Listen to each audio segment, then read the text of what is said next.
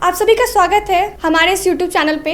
आज हमारे साथ निशा यादव हैं जो कि 64th बीपीएससी में बिहार रेवेन्यू सर्विस के लिए चयनित की गई हैं। इस शानदार सफलता के लिए आपको बहुत बहुत बधाई हो। आप कुछ अपने बारे में संक्षिप्त परिचय दें। बधाई के लिए थैंक यू। और ये सब ईश्वर की कृपा से और बड़ों के आशीर्वाद से ही संभव हो पाया है। और कैरियर कंचन कोचिंग का भी बहुत योगदान रहा है मेरे इस सफलता में। मेरा नाम निशा यादव है और मैं पटना की रहने वाली हूँ। मेरे पिताजी इंडियन नेवी से रिटायर्ड हैं।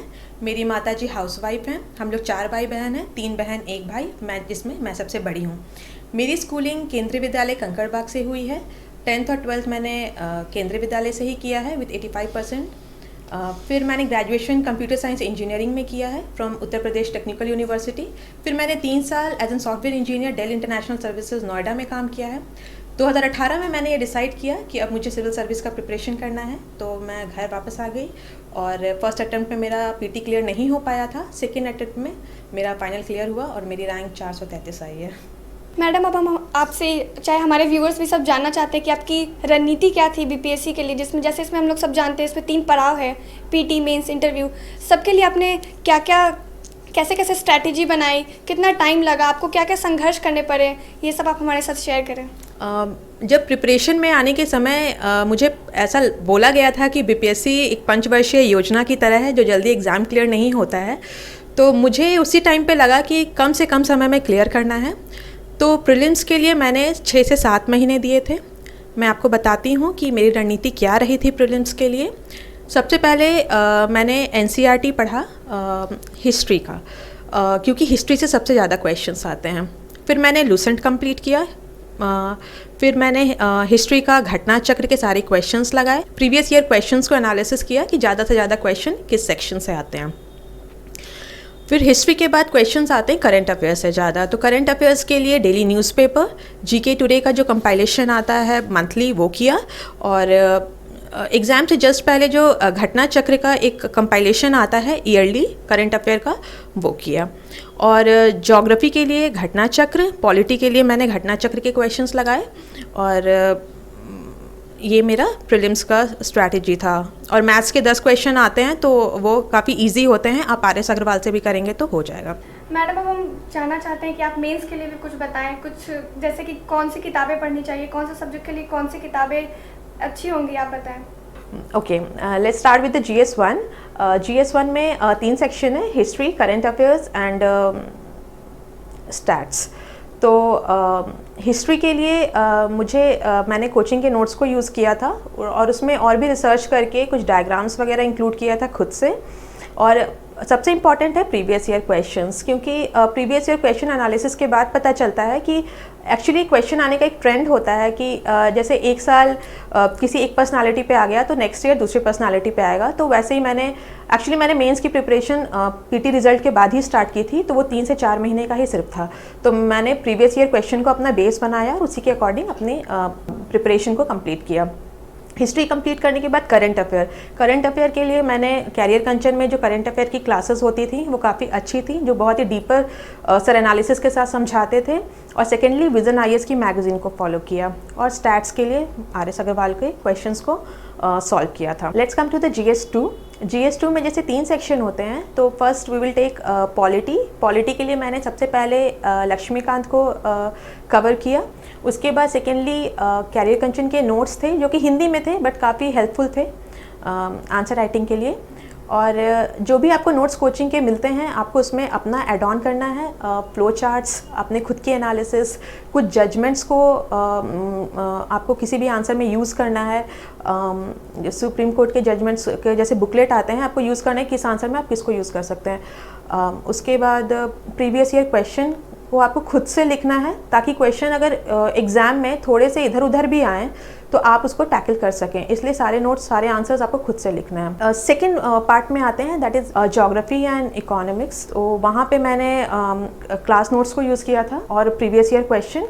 और उसमें जो करंट अफेयर का पार्ट होता है दैट इज़ फ्रॉम दृष्टि आईएएस एंड विजन आईएएस। जो थर्ड पार्ट है that is science and technology, उसका बेसिस मेरा प्रीवियस ईयर क्वेश्चन था, जिसमें जैसे नैनो टेक्नोलॉजी, बायोटेक्नोलॉजी जो कि एक्सपेक्टेड है हर साल आएगा, उसके आंसर्स को भी आपको खुद से प्रिपेयर करना है। किसी भी नोट्स पे फुल्ली डिपेंड नहीं होना है, उसमें अपने फ्लो चार्ट्स को ऐड करना ही करना है, क्योंकि अब कंपटीशन बहुत टफ हो गया है और कोचिंग नोट्स अवेलेबल सबके लिए हैं। आपके आंसर्स को आउटस्टैंड करना है दूसरे के आंसर्स से, तो खुद का मेहनत करना है अपने आंसर्स को बिल्ड करने के लिए। अब let's come to the optional. मेरा ऑप्शनल फ़िलॉसफी था, जिसकी प्रिपरेशन के लिए मुझे काफ़ी प्रॉब्लम हुई थी, क्योंकि पटना में मुझे सही गाइडेंस नहीं मिल पा रहा था। तो मैंने कैरियर कंचन में उसका टेस्ट लिखा। तैयारी की बात करें तो मैंने मित्रा IAS के नोट्स को और पतंजलि IAS के नोट्स को word to word read out किया, उसको समझने की कोशिश की, और जितने भी प्रीवियस ईयर क्वेश्चन थे सबका 50 मार्कर आंसर प्रिपेयर किया। फ़िलॉसफी की प्रिपरेशन में मुझे काफ़ी परेशानी हुई थी, क्योंकि सही मार्गदर्शन, कोचिंग या नोट्स नहीं मिल पा रहा था BPSC के पॉइंट ऑफ व्यू से। जो भी नोट्स मिला था वो UPSC के पॉइंट ऑफ व्यू से था। जो मुझे प्रॉब्लम हुई फ़िलॉसफी को प्रिपेयर करने में, अपकमिंग एस्पिरेंट्स को ना हो, तो मैं पूरी कोशिश करूँगी कि फ़िलॉसफी की तैयारी कैसे की जाए, इसके लिए एक अलग से वीडियो आए। जो तीसरा स्टेज है इस एग्ज़ामिनेशन का दैट इज़ इंटरव्यू। तो इंटरव्यू के लिए मैंने ऐसा कोई क्लास नहीं किया, कोई ख़ास प्रिपरेशन नहीं किया, बट हाँ मेरी तैयारी मॉक इंटरव्यूज़ के माध्यम से ही हुई। मैंने मॉक इंटरव्यू कैरियर कंचन में दिया था और दिल्ली के काफ़ी प्रतिष्ठित इंस्टीट्यूट में भी दिया था। तो मैं अपना एक एक्सपीरियंस आप लोग के साथ शेयर करना चाहूँगी कि आप जब भी इंटरव्यू देने जाते हैं, मॉक इंटरव्यू, तो बहुत बार ऐसा होता है कि आप आंसर्स नहीं दे पाते हैं और वो कोचिंग वाले बोलते हैं कि नहीं, आपका सिलेक्शन अब नहीं हो पाएगा, बहुत ही पुअर परफॉर्मेंस है। ऐसा नहीं है, मेरे साथ भी हुआ था। मुझे मॉक इंटरव्यू में बोला गया था कि पता नहीं मेंस कैसे निकल गया, तो ऐसा कुछ नहीं है। जो रियल इंटरव्यू है बहुत ही अलग होता है मॉक इंटरव्यू से। मॉक इंटरव्यू में टीचर्स पहले से ही, ऐसा हर कोचिंग में नहीं होता, बट मेरे साथ एक कोचिंग में हुआ था कि बहुत ज़्यादा ही क्वेश्चन प्रिपेयर करके आए थे और हर क्वेश्चन में बोल रहे थे कि गलत है, बोलने का मौका नहीं दे रहे थे। तो मैं काफ़ी घबरा गई थी कि शायद मेरा रियल इंटरव्यू भी इतना ही ख़राब होने वाला है, बट भगवान की कृपा से रियल इंटरव्यू काफ़ी अच्छा रहा। मेरा RK महाजन सर की बोर्ड में पढ़ा था और सर ने करंट अफेयर से स्टार्ट किया था कि आज के न्यूज़पेपर में आपने क्या पढ़ा, और उसके बाद कुछ क्वेश्चंस मेरे ऑप्शनल से थे, लेकिन मोस्टली क्वेश्चंस करंट अफेयर्स के ही थे, क्योंकि एक दिन पहले इकोनॉमिक सर्वे आया था, तो सारे क्वेश्चंस उसी से थे। और मेरा इंटरव्यू बहुत ही अच्छा रहा। तो आने वाले एस्पिरेंट्स को मैं यही कहना चाहूँगी कि आपको बिल्कुल नहीं घबराना है। अगर आप मॉक इंटरव्यू नहीं भी दे रहे हैं तो कोई फ़र्क नहीं पड़ता है, बस अपना कॉन्फिडेंस बना के रखना है, खुद पे भरोसा रखना है, और इंटरव्यू को कॉन्फिडेंस के साथ वहाँ पे आपको आंसर्स देना है। मैडम, अब हम आपसे ये जानना चाहेंगे कि आप कैसे इस एग्ज़ाम के लिए फोकस्ड रही, मेडिटेटेड रही। जैसे कि आजकल एस्पिरेंट्स फेलियर को ओवरकम नहीं कर पाते हैं, वो निराश हो जाते हैं, लेकिन आप कैसे इस एग्ज़ाम्स के लिए फोकस्ड रही, मेडिटेटेड थी कि नहीं, हमको ये देना ही है, ये हम निकालेंगे और ये हमसे निकलेगा। आप कैसे कि आप इसके बारे में कुछ बताएं। जी बिल्कुल, मोटिवेशन और मैं तो कहूँगी सेल्फ मोटिवेशन बहुत ही ज़रूरी है इस एग्ज़ाम को क्लियर करने के लिए, क्योंकि ये एक बहुत ही लंबा प्रोसेस है। जैसे 64th एक 2.5 साल का प्रोसेस था, तो आपको ताने तो सुनने को मिलेंगे ही कि बैठे हो, नहीं होगा, बहुत लोग प्रिपरेशन कर रहे हैं। तो खुद पे भरोसा रखना है और अपने परिवार वालों पे भरोसा रखना है, क्योंकि मेरा जो प्रेरणा स्रोत रहा है कहीं सिर्फ मेरे पेरेंट्स रहे हैं, मेरे मम्मी पापा। उन्होंने मुझ पे भरोसा दिखाया।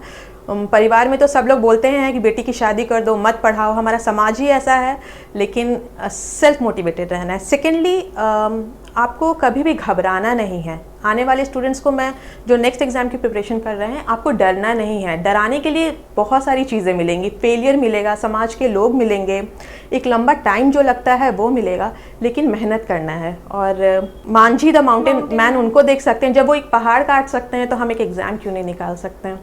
और ये तो कहा ही गया है कि मानव जब जोर लगाता है पत्थर भी पानी बन जाता है। तो ये तो सिर्फ एक एग्ज़ाम है, तो आपको सेल्फ मोटिवेटेड रहना है, पॉजिटिव रहना है और कभी नहीं घबराना है। तो अब आप अपनी भविष्य की रणनीति बताएं कि अब आप आगे क्या करना चाहती हैं। तो मेरी भविष्य की रणनीति यही रहेगी कि मुझे जहाँ भी काम करने का मौका मिलेगा वो काम मुझे ईमानदारी से और कर्तव्य निष्ठता के साथ करना है, और मेरी कोशिश यही रहेगी कि समाज में मैं कुछ पॉजिटिव चेंज ला पाऊँ। जिस सामाजिक बुराइयों को मैं बचपन से देखते आ रही हूँ उसको चेंज करने में मैं एक कदम उठा सकूँ।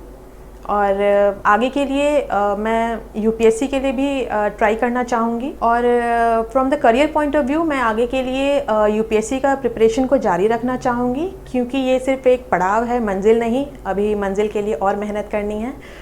लेकिन मेरी ज़िंदगी का एम यही रहेगा अपने इस बिहार के लिए और यहाँ के लोगों के लिए काम करने का। Thank you. आपके भविष्य के लिए और आगे आपके लाइफ के लिए आपको बहुत बहुत बधाई और आपके लिए आपको all the best. Thank you कि सो आप मच। और आगे बढ़ें और अच्छा करें और हमारी बिहार की बेटी ऐसी आगे बढ़ती रहे और यूपीएससी में भी हमें ऐसा आपका शानदार परफॉर्मेंस देखने को मिले। Thank you so much. हमारे साथ वक्त देने के लिए आपका शुक्रिया। Thank you.